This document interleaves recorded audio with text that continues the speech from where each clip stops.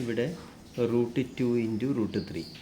ഇത് രണ്ടും റൂട്ടിലാണ്, രണ്ട് സെപ്പറേറ്റ് റൂട്ടാണ്. ഒരു റൂട്ടായിട്ട് എടുക്കാം, ഒരു റൂട്ടിൽ തന്നെ ഇതിടാം. അങ്ങനെയാണ് √2 × 3 എന്ന് എഴുതിയത്.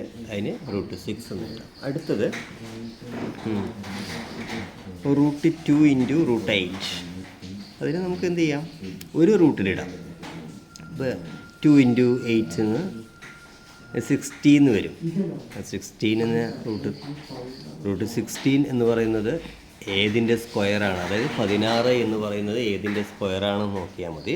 16 4ൻ്റെ സ്ക്വയറാണ്, അതാണ് ഇവിടെ എഴുതിയത്. അല്ലെങ്കിൽ ഇങ്ങനെ ഫാക്ടറൈസേഷൻ ചെയ്തിട്ട്, അതായത് ഇവിടെ എത്ര 4 2 ഉണ്ട്, 2 എടുത്തിട്ട് എത്രയാണോ ഉള്ളത് അതിൻ്റെ പകുതി എടുത്തിട്ട് ഇൻറ്റു ചെയ്താലും മതി.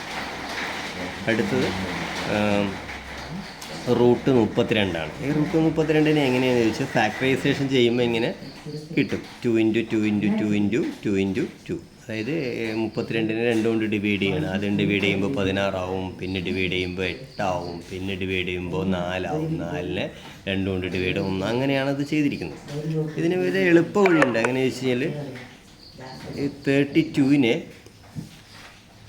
ഒരു നമ്പർ കൊണ്ട് ഡിവൈഡ് ചെയ്യുക. ഒരു നമ്പർ കൊണ്ട് ഡിവൈഡ് ചെയ്യുക. ആദ്യം 2 കൊണ്ട് ഡിവൈഡ് ചെയ്യുമ്പോൾ സ്ക്വയർ കിട്ടുകയാണെങ്കിൽ നമ്മൾ ആ സ്ക്വയർ എന്ന് വെച്ചാൽ 16 × 2 എന്ന് വരും. 32ന് 16 × 2 എന്ന് എഴുതാം.